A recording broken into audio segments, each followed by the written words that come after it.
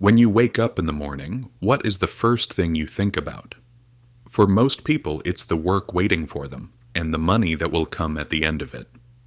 You know that fake sense of security money creates when you have a little of it in your pocket. But what about when you don't? Have you ever felt life slipping away like sand in an hourglass, your breath tightening? Today we won't talk about money like economists. We'll talk about it like thinkers. Because the amount of money you have concerns your wallet, but the meaning of money shapes your soul. In this video, we reflect on a single question. Is money a necessity or a hidden master that slowly blinds you without you noticing? The 7 greatest minds in history, Plato, Aristotle, Epictetus, Aquinas, Locke, Smith, and Marx, will join us in this journey. If you're ready, let's begin looking into the great void behind money. Our first stop takes us 2,400 years back from today. In the Republic, Plato did not see money merely as a tool of exchange. He described it as an explosive. According to Plato, as wealth increases in a society, that society begins to collapse from within. Why? Because Plato says, as the gold in a man's pocket increases, the virtue in his soul tends to decrease. To him, wealth and poverty are invisible walls that split a city in two. On one side stand the greedy and never satisfied rich. On the other, the desperate and angry poor. These two sides no longer see each other as fellow citizens, but as enemies. Look at the divisions in today's world. People no longer value each other by ideas, but by bank accounts. Plato wants us to stop here and think, if the richest person becomes the most respected person in a society, then that society's compass is broken. Aristotle, a student of Plato, approaches the issue more technically.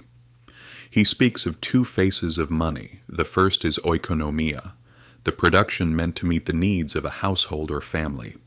This is natural and good. But there is also crematistics, using money solely to make more money. Here Aristotle is very clear. He strongly opposes interest, the idea of money producing money. To him, money is barren. A pear tree produces pears. A cow produces calves. But a gold coin cannot naturally produce another gold coin. Now think about the modern financial system. Enormous fortunes made by moving numbers around without touching anything real. If Aristotle were alive today, he would probably say, you are not chasing a real need, but an endless illusion. Because needs have limits, you stop eating when you're full. But the desire to accumulate money has no limit. Now let's look at the Stoics, who took perhaps the strongest stance against money. Epictetus was a slave. Marcus Aurelius was an emperor. Yet both defended the same truth. Never enslave your soul to something you cannot control. Epictetus says, money is not something you control. A crisis can take it away. A thief can take it away. If you tie your peace to money, you wake up every morning asking your bank account, may I be happy today? You limit your actions by money. This is not freedom.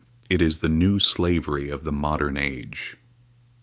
Marcus Aurelius, despite being the wealthiest man of his era, reminded himself daily, these palaces, these silk garments, all are temporary. What matters is who you are within them. Ask yourself, if you lost all your possessions tomorrow, what would remain of you?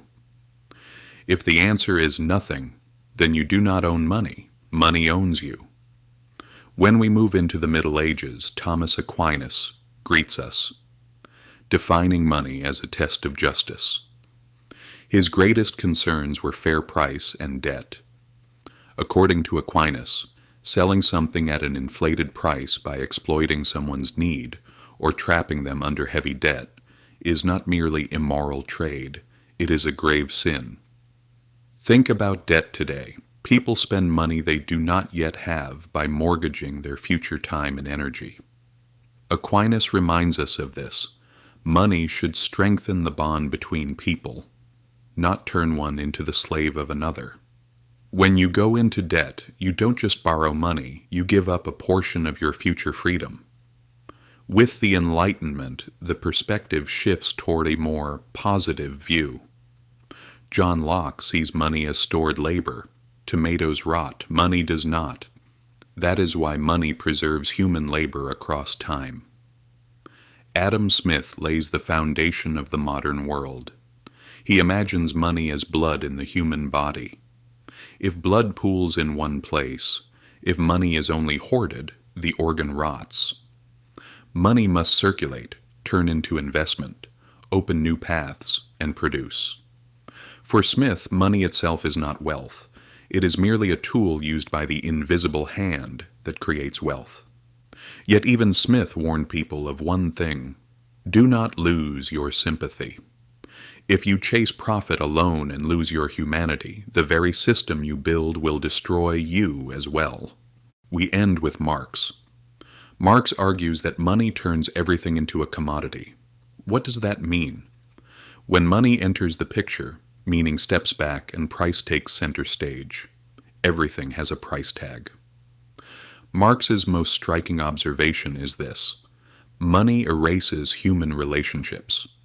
When you buy a cake, you do not see the worker who made it, the driver who transported it, or the labor behind it.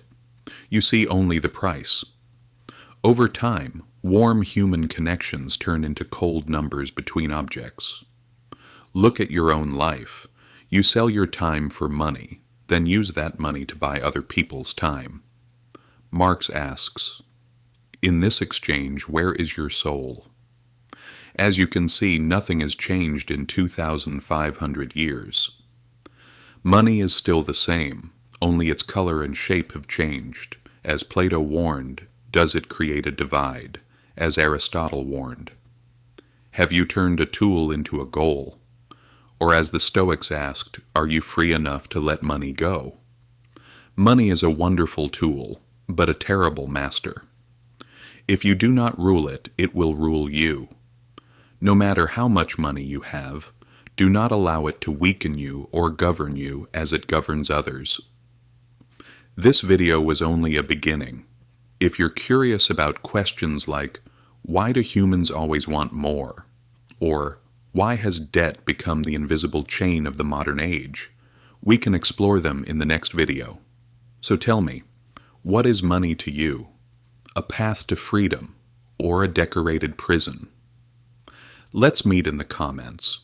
If you enjoyed the video, show a bit of virtue by pressing the like button, and subscribe to continue this journey. Remember, money is just a number, but life is a story. See you in the next video.